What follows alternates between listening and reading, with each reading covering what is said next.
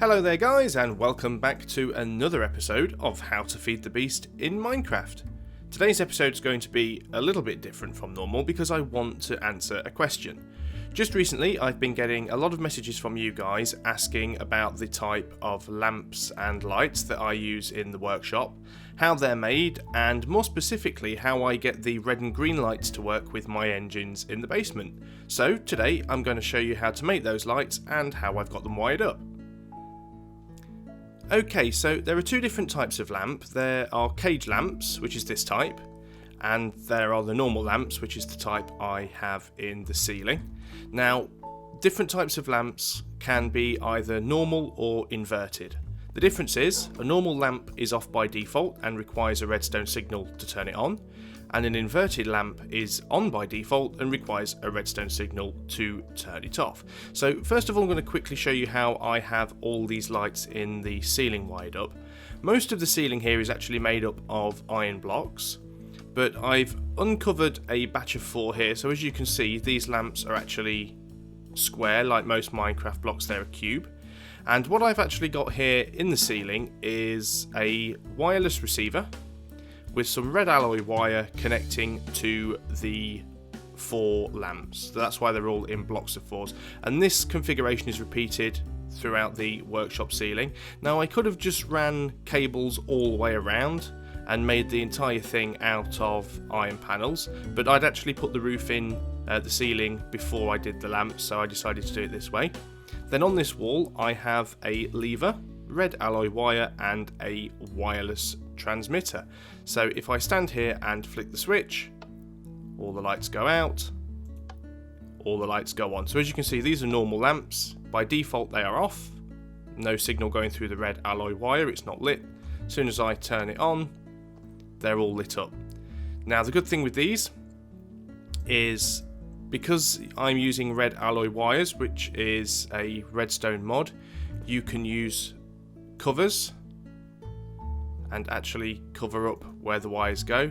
Now obviously that still sticks out because there isn't any way to bury it in the wall, but if we're using something here like the iron covers, it takes a little bit of getting used to because you can put them in all kinds of crazy directions and sometimes you end up with them going not where you expect them to. But with a little bit of practice you can cover up everything, even the receivers and transmitters, and there you go. We have perfectly hidden all of our wiring, and that should still work. Oh, no, I missed one. That one didn't quite go where I wanted it to. There we go. Let's try that again. There we are, that's absolutely fine. Not sure what happened there. I could have sworn that I'd actually put that one up. Oh well, it's working. There we go. Now the second thing that I have is this little setup here, which I use for my engines downstairs. Now as you can see, the red light is normally on, which means the engines are off, and when I throw the switch, the red light goes out and the green light comes on, meaning the engines are running. So how does this work? Well, the red light is an inverted light, so when it doesn't receive a redstone signal, it is off. The green light is, it's on. The green light is a standard light, so when it doesn't receive a redstone signal, it is off. If we have a quick look downstairs,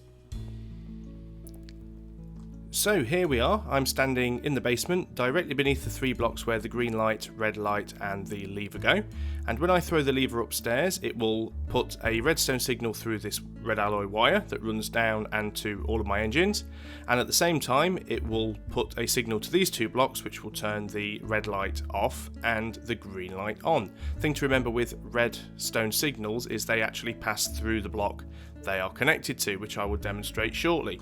So as you can see in the basement, I also have some light blue lamps and some white cage lamps on the wall. So let's pop upstairs, and they're quite easy to make. We'll start with normal lamps. So what you need to do for these is, first of all, you need to make some lumar. Now lumar is actually how you get the different colours. So lumar is a redstone in the top left hand corner and a glowstone in the middle, and then your whatever coloured dye you want to use, so bone meal, which is white dye, gives you 2 white lumar. If I do the same thing, redstone, glowstone, and use 2 rose red, we get red lumar. And again, we can do the same thing. Let's do it this way a bit quicker.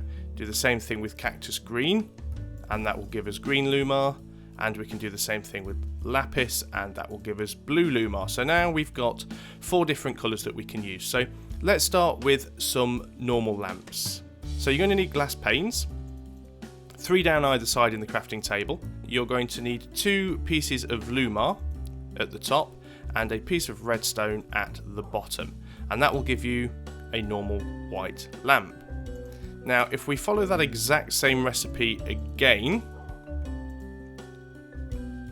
we'll use a different colour this time. We'll go for blue, put the blue lumar in, but instead of a piece of redstone, which gives us a blue lamp, we will use a redstone torch, and that will give us an inverted blue lamp. So now we've got these 2 lights, let's put them down. So the inverted blue lamp is already on, and we will put down our white light, our white lamp, which is off. So if I take some red alloy wire and connect those up, get a lever, put the lever down. If I throw the lever, the inverted light goes off and the normal light comes on. So that's exactly how those cage lights are working over there. Now, as I said, redstone signals do travel through blocks. So if you have a block of something, which I don't actually have at the moment, let me just go and grab anything. Piece of dirt will do. There we go, I went outside and stole a dirt block. So if I put that dirt block there and run the red alloy cable up the side of that dirt block, if I then put my lever on the back of the dirt block and throw the lever, the power still passes through the entire block. So that's the method that I'm using to work these lights here, because all of the red alloy cable runs underneath those 3 blocks and the signal passes through. So there you have normal lamps, and again, experiment with the colours. There are quite a lot of different colours you can do. I will just very quickly show you how to make the cage lamps. They're a little bit more complicated. They use lumars in the same way, but for these ones you put a single pane of glass either side in the middle. In the top 2 corners you use iron bars, and then in the bottom 2 corners use slabs. It can be pretty much anything: cobblestone slab, stone slab, marble, sandstone, pretty much anything works. The rest of the recipe is pretty much the same. There we go, 2 pieces of lumar and a redstone torch will give you an inverted lamp. So we have our inverted lamp, and the recipe is pretty much the same for the normal lamp. However, instead of being able to use any slabs, you have to use stone slabs in the bottom 2 corners, iron bars in the top. We use our lumar in there, glass panes either side, and this is going to use a piece of redstone because it is a normal lamp. So now we have, running out of space, we have our red lamp and our inverted green lamp. So opposite configuration to these 2 over here, because this one, the red is on when there's no power, the green is off, and this one works the opposite way around. Do exactly the same thing. Put a redstone cable between them, or a red alloy wire, find a lever, and pop that down, and that toggles them on and off. Now there are a couple of other clever things that you can do using redstone. One of the first things you want to be able to do is make yourself some redstone circuits. Now you do that by going to a furnace and smelting down some stone. Actually, it's not going to work in the induction furnace. We need a good old-fashioned furnace for this one. So we're going to smelt down some stone. Now while that's smelting up, I will give you an example. One thing we could do is we could take a pressure plate and put that pressure plate down here at the end of the red alloy wire. If I stand on that pressure plate, the lights change, but if I step off, it immediately changes back. Now maybe we want a way so that if I step on a platform, the light will stay on even after I step off it. Now there is a reason for that, there's a purpose I might want to do that. So I'm going to show you a way of being able to do it. So let's just pick up that pressure plate.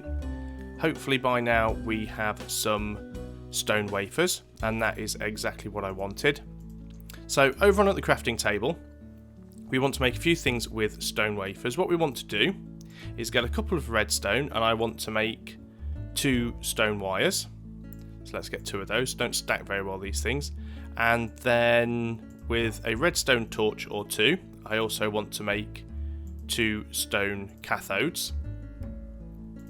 So what I want to do now in the crafting table is a lever in the middle, a stone wire either side, a stone cathode top and bottom, and then stone wafers in the 4 corners, and that will give me something called a toggle latch.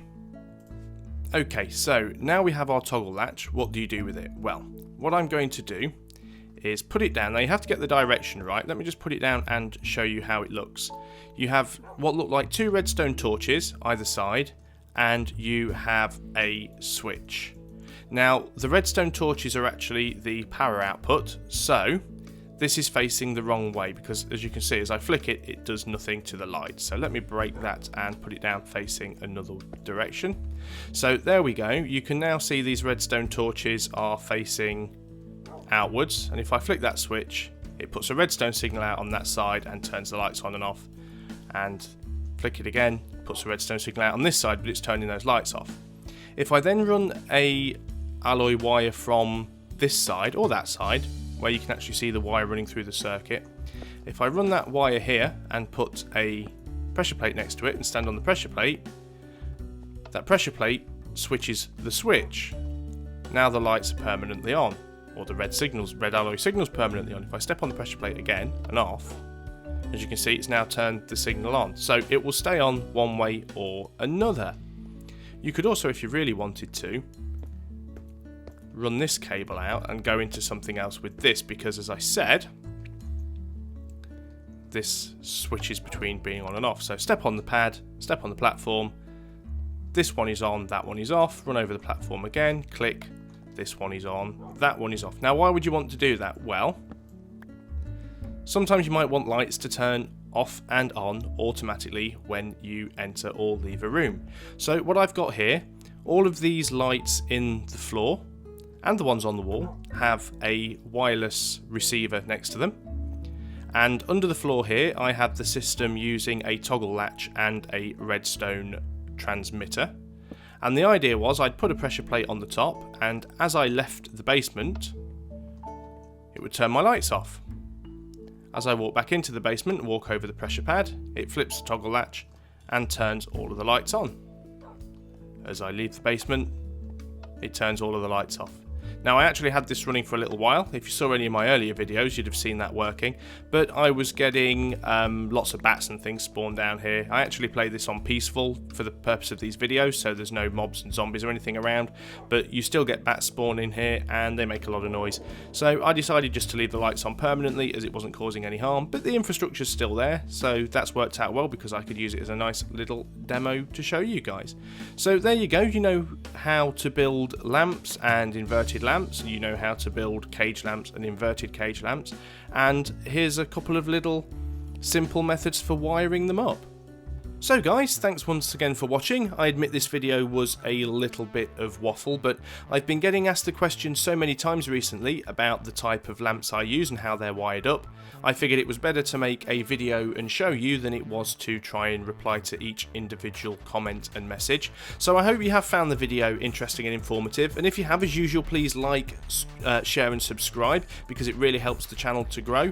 At the current time, I think I am about a handful of people away from 1,000 subscribers, so I'm really looking to hit that milestone. That is a really big milestone for me. So again, thank you to all you guys who have been subscribing, have been watching my videos. It's been absolutely fantastic to see the channel growing this quickly in just, you know, a matter of 6 or 7 weeks. Thank you all once again, and I'll see you on the next video. So until next time, goodbye for now.